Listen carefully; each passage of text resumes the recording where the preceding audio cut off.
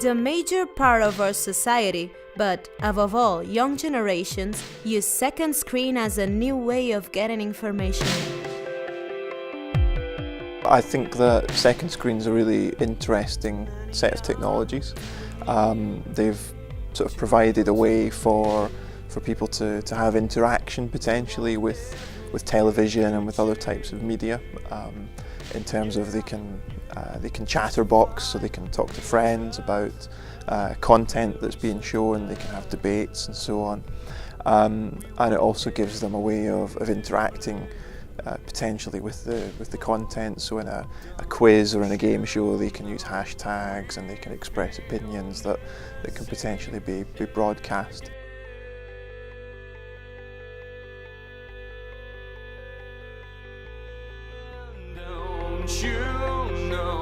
Due to different applications and websites, tablets and smartphones are utilized to get complementing or exclusive information and also to share opinions. The term was created a few years ago within the tablets, smartphones and social networks boom. If you're focused on one screen, which is maybe in front of you, then you're not going to be focused on the other screen, and certainly visually you can't be focused on the two things at the same time. But we know that our brains are good at being able to cope with different types of information source. So, I mean, personally, if I second screen, I can still hear the TV content while I'm looking at the screen. So you're still absorbing certain amounts of the information, although you're maybe not capturing it all. But I think that we're just, as humans, we're kind of evolving and we're adapting a bit more to deal with more complex information.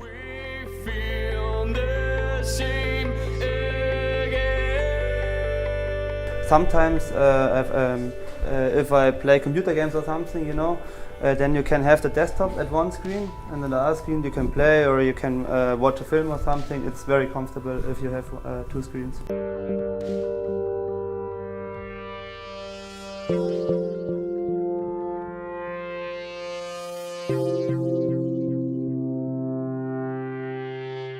This two-screen experience has become a big business for all the companies and broadcasters who are trying more than ever to bring television to a second screen.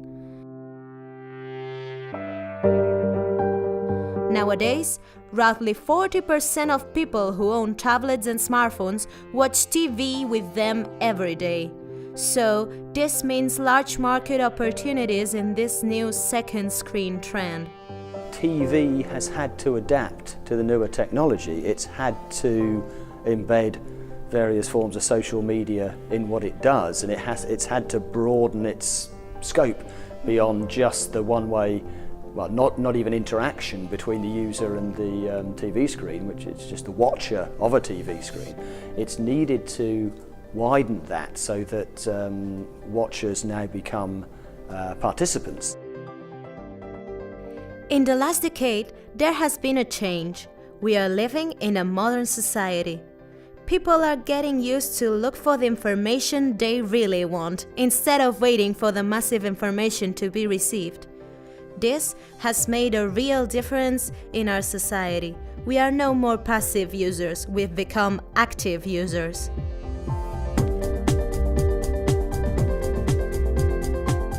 That has created a necessity, the continuous need for information.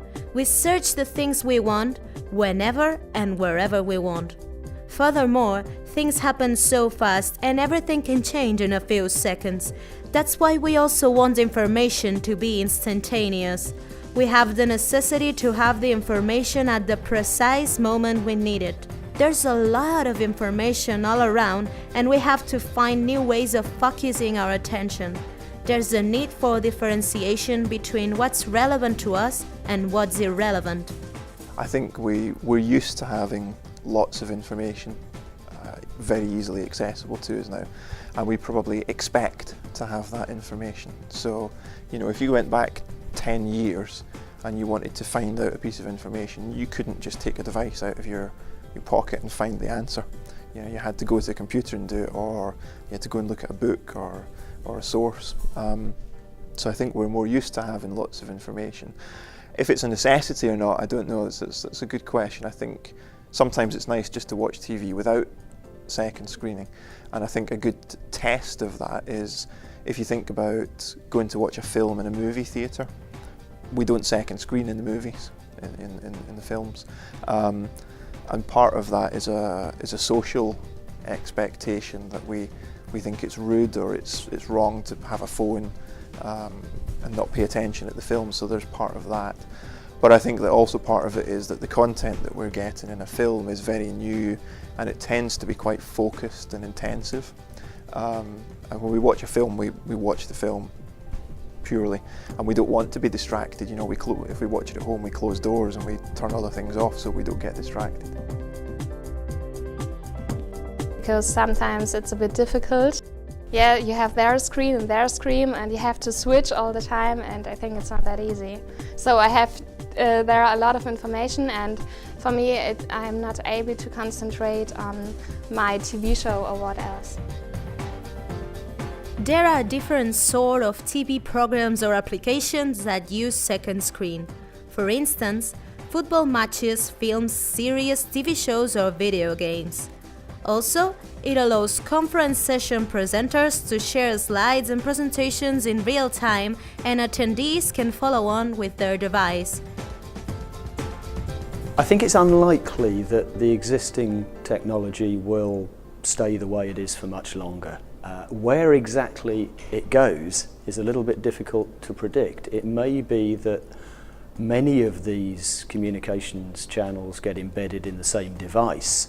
So rather than switching between devices, we're simply switching between channels on the same device. Or, as you suggest, it may be that the intelligence and the communication is embedded in items, intelligent things, all around the house, all around the workplace, and we just switch between those as and when necessary. So that I'm pretty sure that what we're doing at the moment, we probably won't be doing in 5 years' time. I think second screen in some form will stay. I think it'll probably become more interactive. So actually you've got greater ability to influence the content that you're being shown through second screening. I think the format of it will have to change. I don't think the format of having to have another device and to look down at it all the time, I don't think that's going to stay. That feels like it's something that we do because it's the best that we have at the moment.